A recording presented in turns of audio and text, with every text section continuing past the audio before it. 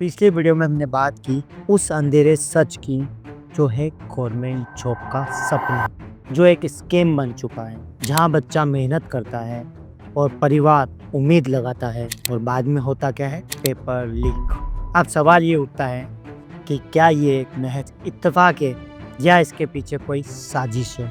आज हम उसी सफ़र को आगे बढ़ाते हैं। आइए एक नज़र मारते हैं उस सिस्टम पर जो एक कोचिंग सेंटर, एक एजुकेशन रैकेट और लाखों युवाओं की उम्मीदों से खेला जा रहा है। क्या ये पहले प्लान किया हुआ एक बिजनेस है या वाकई में कोई सिस्टम से चूक हो रही है। सच सामने लाना जरूरी है, क्योंकि जब तक हम सवाल नहीं पूछेंगे तब तक ये खेल यूं ही चलता रहेगा। आज की आंखें खोल देने वाला सच की कहानी शुरू करते हैं।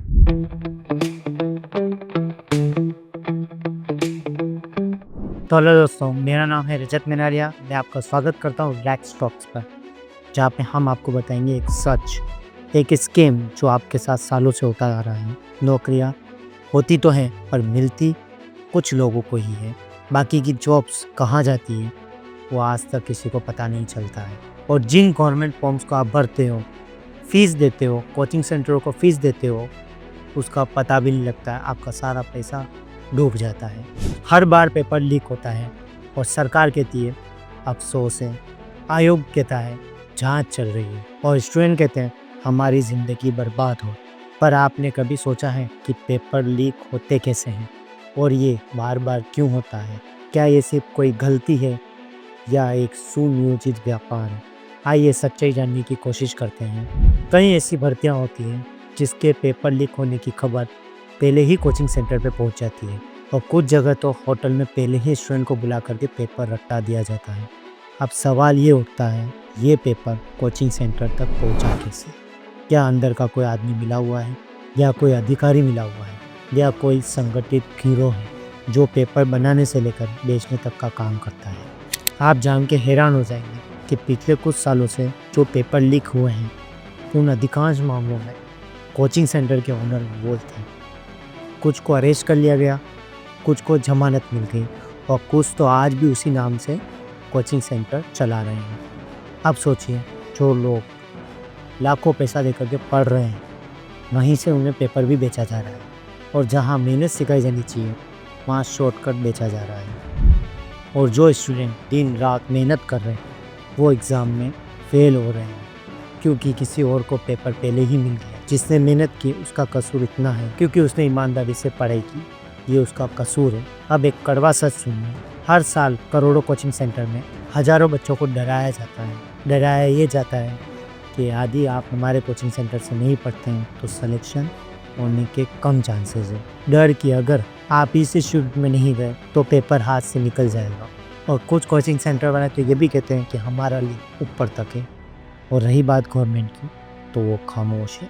कभी जांच की कमेटी बिठा देती है और कभी केस ठंडे बस्ते में चले जाते हैं, क्योंकि वो जानते हैं कि यदि सच सामने आ गया तो पूरा सिस्टम हिल जाएगा। और हाँ, पेपर लीक कोई इत्तेफाक नहीं है। ये एक ऐसी इंडस्ट्री है, एक ऐसा बिजनेस है जिसमें लाखों लोग खेल रहे हैं, और इनका सबसे बड़ा कस्टमर वो मासूम बच्चा जिसने मेहनत की, जो जानता भी नहीं है कि उसका सपना किसी और के पैसे से पहले ही बिक चुका है। अब वक्त है सवाल पूछने का कि कोचिंग सेंटर को पहले ही पेपर कहाँ से मिल जाता है? कोचिंग सेंटर वाले इतने कॉन्फिडेंट होकर के कैसे बोल देते हैं कि हमारे यहाँ से पढ़ोगे तो तुम्हें पास होने के चांसेस ज़्यादा है? वो पहले ही कैसे बता देता है कि हमारा बैच सेलेक्ट होगा? क्यों हर पेपर लीक में किसी न किसी कोचिंग का नाम जरूर आता है? सरकार जब लाखों लोगों की फीस लेती है तो उनकी ये रिस्पॉन्सिबिलिटी नहीं बनती क्या कि उन लाखों स्टूडेंट को जवाब दे और पेपर को सुरक्षित रखे, ताकि पेपर लीक ना हो, स्टूडेंट का करियर बर्बाद ना हो, या फिर वो भी इस खेल में शामिल है? क्योंकि जब छात्र दोबारा फॉर्म भरेंगे तो सरकार को भी तो करोड़ों रुपये मिलेगा। तो अब सवाल उठाइए, वरना अगला पेपर आप देंगे और पेपर किसी और को पहले ही मिल चुका होगा। आप रटते रह जाएंगे और कोई कोचिंग सेंटर पहले ही पेपर को चढ़ा चुका होगा किसी और के माइंड में। अब बात करते हैं एक बड़ा स्कीम जो और हो रहा है आपके साथ, वो आपको पता नहीं है। एक एग्जाम्पल से समझते हैं। माना आपकी एज 21 साल है, आपने एक सपना देखा सरकारी अफसर या सरकारी जॉब करने का। 21 साल की एज में आपने कोचिंग सेंटर में एडमिशन लिया, घर वालों ने मेहनत करके पैसा जुटाया और कोचिंग की फ़ीस भरी। माँ ने अपने गहने गिरवी रखे आपको पढ़ाने के लिए।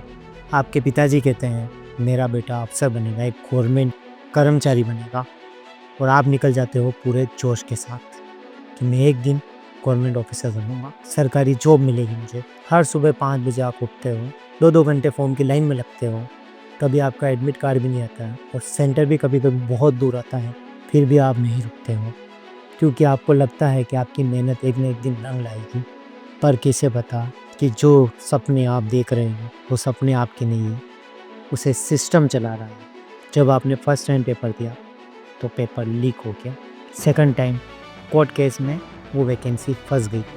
तीसरी बार में सरकार बदल गई और उस प्रोसेस को काफ़ी टाइम के लिए रोक दिया गया। हर बार आप सोचते हो, इस बार नहीं हुआ, अगली बार होगा, अभी मेरे पास टाइम पड़ा है, और वो अगली बार कभी नहीं आता है। अब मानो आप 29 साल के हो गए, आपने 8 साल तक मेहनत की और उसका कोई रिजल्ट नहीं मिला। अब सरकार कहती है कि आप ओवर एज हो चुके हो, अब आप इस पोस्ट के लिए योग्य नहीं हो, क्योंकि आपकी एज 29 हो चुकी है। अब क्या कोई बताएगा कि उसकी 8 साल की मेहनत का क्या हुआ? वो हज़ारों रुपए जो उसने फॉर्म के लिए भरे, वो जो कोचिंग पर पैसा बर्बाद किया, जो उसने रूम लिया या हॉस्टल में रहने का किराया दिया, ट्रेनों का धक्के खाए, उनका क्या?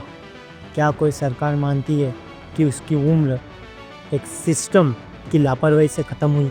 हर साल लाखों स्टूडेंट अपनी आयु के भीतर परीक्षा की तैयारी करते हैं, लेकिन एग्ज़ाम ही नहीं हो, रिज़ल्ट ही नहीं आवे, सरकारें चेंज हो जाए या भर्ती रुक जाए, तो वो बेचारा क्या करेगा?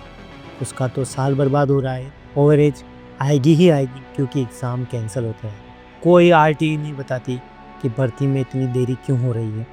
कोई कोर्ट फैसला नहीं देता है कि छात्र का हक उससे छीना गया है, और गवर्नमेंट चुप रहेगी जैसे कुछ हुआ ही नहीं। जब तक आयु पूरी नहीं होती है, तब तक तो वो स्टूडेंट योग्य होता है, और जैसे ही भर्ती लटकते लटकते उसके सालों खा जाती है, तो सरकार कहती है आप इस वैकेंसी के लिए अयोग्य हैं। वारे नीतियों की नीति। आज देश में हजारों ऐसे लोग हैं जिनकी उम्र सिर्फ सिस्टम के कारण ज़्यादा हो गई। बार बार एग्ज़ाम रुकते रह गई, कुछ कुछ वैकेंसियाँ सालों तक लटकी रहीं, और जब आई तब तक बंदे की एज ही निकल गई। वो हारा नहीं, उसे हराया गया एक ऐसे सिस्टम ने जो समय पे काम नहीं करता है। और सबसे बड़ी दुख की बात, अब वो लड़ भी नहीं सकता है, क्योंकि उसकी ओवर एज हो गई है। अब सवाल आपको पूछना है सिस्टम से कि सिस्टम की वजह से यदि आप ओवर एज हो गए हो, तो इसमें दोष आपका है या सिस्टम का? आप मेहनत कर रहे हो पर ओवर एज, ये तो गलत है। सरकार कहती है बेरोजगारी की दर घट रही है, मंत्री कहते हैं नौकरियां बढ़ रही हैं, और आंकड़े दिखाते देश तरक्की कर रहा है। पर सच्चाई क्या है? सच्चाई ये है कि बेरोजगारी नहीं बढ़ी, बल्कि नौकरियां ही नहीं है, और जो थोड़ी बहुत थी वो सिर्फ दिखाने के लिए। ऐसी भर्ती जिसका रिजल्ट तो आता है पर नियुक्ति नहीं होती है, वो नौकरी नहीं, धोखा है। पिछले 10 साल में लाखों सरकारी पद खाली हैं, लेकिन उनको भरने के लिए कोई प्लान नहीं है। कुछ डिपार्टमेंट में खाली पद हैं और कुछ डिपार्टमेंट को तो कैंसिल कर दिया है, और फिर कहते हैं बेरोजगार लोग काम नहीं करना चाहते। जैसे गलती आप सबकी हो। और कुछ ऐसी जॉब होती है जिसे कॉन्ट्रैक्ट बेसिस पे कर दिया गया है, जो कि परमानेंट जॉब होनी चाहिए थी, उसे कॉन्ट्रैक्ट पे डाल दिया गया। या तो आउटसोर्स कर देते हैं या गेस्ट बेसिस पे लगा दिया जाता है। ऐसे बहुत सारे हॉस्पिटल, नगर पालिका, नगर निगम, इनमें लाखों के पद खाली है, पर सरकार ने एक सिस्टम बना दिया, कॉन्ट्रैक्ट पे दे दो, ठेके पे दे दो, ठेकेदार आएगा, उनसे काम कराएगा, बहुत कम तनख्वाह देगा, और सरकार का नाम भी खराब नहीं होगा, क्योंकि इतना पैसा नहीं देना पड़ेगा। साल 2 साल 5 साल का कॉन्ट्रैक्ट होगा, ख़त्म हो जाएगा, लोग सवाल भी नहीं पूछेंगे, एक ही बात कहेंगे, सरकार ने हमें जॉब दे दी, थोड़ा बहुत पैसा आएगा। पर क्या आपने ये सवाल पूछा कि जो जॉब आप फुल टाइम और परमानेंट दे सकते हो, उसे कॉन्ट्रैक्ट बेस पे देने की कहाँ ज़रूरत है? एक ठेकेदार को क्यों नियुक्त किया जाता है इस जॉब के लिए? एक ठेकेदार उस पर अच्छा पैसा कमा लेता है, पर आप लोग थोड़ा सा पैसा कमाते हो, क्योंकि आपकी मजबूरी, उसमें आपको कोई बेनिफिट नहीं, कोई सिक्योरिटी नहीं, और आपका कोई फ्यूचर भी नहीं। जो पोस्ट आज से 10 साल पहले परमानेंट होती थी, उसे टेम्परेरी बना दी गई। फ़ायदा किसे हुआ? ओनली गवर्नमेंट को, कि अब उन्हें पेंशन नहीं देनी पड़ी। अब हमारे सपने सब चकनाचूर हो गए। हमारा एक सपना था कि एक सिक्योर नौकरी मिलेगी, पर अब हमें मिलती है काम चलाओ नौकरी, कॉन्ट्रैक्ट बेसिस, 11 महीने का, 2 साल का कॉन्ट्रैक्ट, जिसमें न तो अच्छी तनख्वाह है न सिक्योर लाइफ है। निकाल दिया, वापस से रास्ते पे आ गए। और जब आप क्वेश्चन पूछते हो कि भर्ती कब आएगी, तो गवर्नमेंट कहती है वैकेंसी नहीं है। फिर लाखों पद खाली क्यों मिनिस्ट्री मानती है कि जो ये हज़ारों पद है ये फुलफिल नहीं हुआ है? क्यों लाखों पोस्ट नहीं आती है? क्योंकि ये एक डिज़ाइन किया हुआ एक जाल है। अगर गवर्नमेंट नौकरियां निकाल दे तो करोड़ों छात्रों को देने होंगे पेपर, इंटरव्यू, ट्रेनिंग, सुविधा और सबसे बड़ी बात सैलरी देनी होगी। और सरकार इस तरह का खर्चा नहीं करना चाहती है। और गवर्नमेंट करती क्या है? हर साल नौकरी का ऐलान करती है, लेकिन उसकी प्रोसेस ही पूरी नहीं करती। वो दिखावा करती है कि नौकरियां हैं, लेकिन हकीकत में उसे देना ही नहीं चाहती है। कोचिंग सेंटर अपना काम कर रहे हैं क्योंकि स्टूडेंट फॉर्म भरेंगे ही। मीडिया भी अपना काम कर रही है क्योंकि टीआरपी मिल रही है उनको। और गवर्नमेंट भी अपना काम कर रही है क्योंकि उनको दिखावा करना आता है।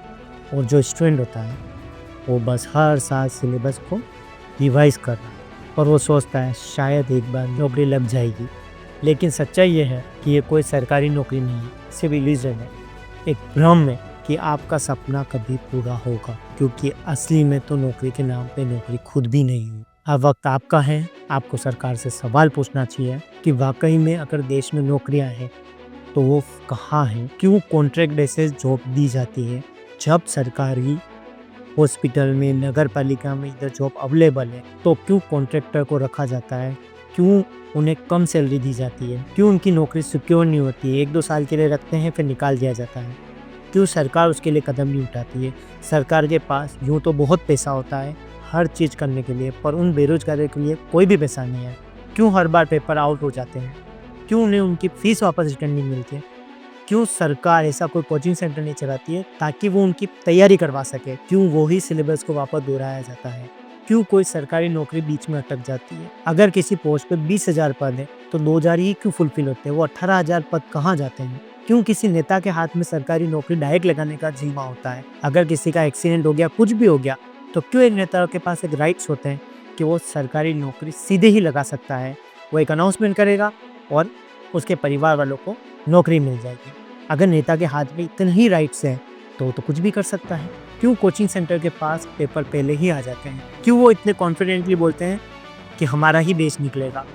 अब सिस्टम से सवाल पूछने की बारी आपकी है। अगर आपको लगता है कि मेरा वीडियो अगर आपके काम आ सकता है तो प्लीज़ इसे ज़्यादा से ज़्यादा शेयर करना, क्योंकि अब आपको सरकार से सवाल पूछना है कि लाखों लोग जो ये फॉर्म भरते हैं उसका होता क्या है, करती क्या है सरकार जब इतने पद ही नहीं देती है? और सरकार के हाथ में जब इतना कुछ होता है तो क्यों वैकेंसीज को पेंडिंग रखा जाता है? इतनी सुरक्षा के बावजूद भी क्यों पेपर लीक हो जाते हैं या वो वैकेंसी ही ख़त्म कर दी जाती है? अब एक सबसे बड़ी बात आती है जो मेरे मन में है। अगर सरकार को लगता है कि वैकेंसी नहीं है या कोई भी वजह से आपको जॉब नहीं मिल पा रही है, तो एक सिस्टम तो बना सकती है कि जो जॉब वो प्रोवाइड करा रहे हैं उसके लिए कुछ स्किल देवे लोगों को, ताकि यदि आपके पास सरकारी नौकरी नहीं है, आप 21 साल से 29 साल तक या 30 साल तक पढ़ाई करते हैं गवर्नमेंट एग्ज़ाम की, यदि आपका सिलेक्शन नहीं होता है तो सरकार के पास क्या योजना है कि उस स्टूडेंट को कहीं और पे भी जॉब लगाया जा सके?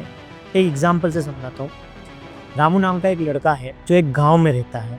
उसके माँ बाप अनपढ़ है, किसान है वो, लेकिन उन सबका सपना है कि मेरा बच्चा बड़ा होकर के एक अफसर बनेगा, एक सरकारी जॉब करेगा। उस बच्चे ने खून पसीना एक कर दिया, दिन रात पढ़ता रहा। उसने हर बार परीक्षा दी, हर बार वो फेल हो गया। बहुत कोशिश करने के बाद भी उसे कोई रिजल्ट नहीं मिला, लेकिन वो हर बार हरा इंग्लिश की वजह से, क्योंकि उसके गांव में इंग्लिश की एजुकेशन अधूरी थी। उसकी मैथ्स, रीजनिंग सब कुछ एक्यूरेट थी, पर इंग्लिश उसकी ज़ीरो थी। जब उसने 29 साल 30 साल तक पढ़ाई की गवर्नमेंट की, उसका सिलेक्शन नहीं हुआ। फिर वो आता है सिटी में जॉब करने। वहाँ उससे एक ही क्वेश्चन पूछा जाता है, इंग्लिश आपकी कैसी है? Tell me about yourself, can you write emails, do you speak English? वहाँ वो ढेर हो जाता है। उसे एक नॉर्मल प्राइवेट कंपनी में भी जॉब नहीं मिल पाती है क्योंकि उसकी इंग्लिश स्ट्रॉन्ग नहीं होती है। तो यदि एक ऐसा सिस्टम हो जाए जिसमें गवर्नमेंट एग्ज़ाम इंग्लिश में ही होंगे तो बच्चा क्या करेगा? पढ़ाई करेगा। बुक्स को यदि वो इंग्लिश में रेगुलर पढ़ेगा, एक महीना उसको समझ में नहीं आएगा, दूसरे महीने धीरे धीरे समझेगा, यूट्यूब पे देखेगा, अलग अलग जगह से नॉलेज लेगा। फिर एक दिन क्या होगा, यदि उसने 8 साल तक इंग्लिश की बुक्स पढ़ी जब वो 8 साल बाद निकले, कम से कम उसकी इंग्लिश तो काफ़ी अच्छी हो जाएगी। उसे कोई भी कंपनी इजी वे में जॉब तो दे देगी, क्योंकि इंग्लिश रेगुलर बोलने से आती है, थोड़े टाइम बोलने से लिखने से नहीं आती है। उसके पास कम से कम इंग्लिश लैंग्वेज का तो नॉलेज हो जाएगा। चाहे उसका सिलेक्शन ना हो, पर कंपलसरी कर दे सरकार कि इंग्लिश मैंडेटरी है। गवर्नमेंट कहती है कि हम सबको समान मौका देते हैं, लेकिन क्या ये समानता है कि एक शहर में रहने वाला बच्चा इंग्लिश मीडियम में पढ़ाई करता है और एक गांव का बच्चा हिंदी मीडियम में पढ़ाई करता है? फिर इन दोनों को बिठा दिया जाता है इंग्लिश का पेपर देने के लिए, और बाद में रिजल्ट आता है कि जो शहर का बच्चा है वो एग्ज़ाम इजी वे में क्लियर कर देगा इंग्लिश का, और जो गांव का बच्चा होता है वो फॉर्म दोबारा भरता है, और फॉर्म भरते भरते उसकी एज ओवर एज हो जाती है। लास्ट में गांव वाला बच्चा गांव चला जाता है और खेती बाड़ी करता है। फिर हम कहते हैं हमारा देश पीछे है। तो ये बात सरकार को सोचनी चाहिए कि यदि वो बच्चा गवर्नमेंट ऑफिसर तो नहीं बना, पर कम से कम इंग्लिश तो सीख गया, प्राइवेट सेक्टर के लायक तो बन गया, तो लैंग्वेज सिखाओ ताकि सपने भले पूरे ना हो पर ज़िंदगी तो बर्बाद ना हो। आज भी हमारे देश में 70% बच्चे गांव से आते हैं। उनके स्कूल में इंग्लिश की क्लास सिर्फ नाम मात्र होती है, लेकिन जब गवर्नमेंट एग्ज़ाम होता है तो उनसे उम्मीद की जाती है कि वो इंग्लिश में भी बराबरी करें। तो मेरा एक लास्ट मैसेज है आप सबको, अगर कोई कुछ ना कर सके तो आप अपनी एजुकेशन पे ध्यान दीजिए, अपनी स्किल को बढ़ाइए। यदि आपका गवर्नमेंट में सिलेक्शन नहीं होता है तो भी आपके पास एक स्किल होगी। कोई भी एक ऐसा कोर्स चूज़ कीजिए कि यदि आपको गवर्नमेंट में सिलेक्शन नहीं हुआ तो उस कोर्स के भरोसे आप अपने जीवन तो काट सकोगे, 2 पैसा घर में ला सकोगे। ये मेरा लास्ट संदेश था। अगर वीडियो पसंद आई हो तो लाइक करना और नेक्स्ट वीडियो के लिए कमेंट करना, ताकि मैं नया वीडियो बना सकूँ। और मेरे को नया वीडियो किस पे बनाना है ये आप लोग बताएंगे, मैं उस टॉपिक पे नया वीडियो बनाऊँगा, चाहे वो एजुकेशन रिलेटेड हो चाहे सिस्टम रिलेटेड हो। और सिस्टम के बारे में तो मैं क्या ही करूँ, मैंने इस वीडियो में पूरा बात बता दी। Thank you. राधे राधे।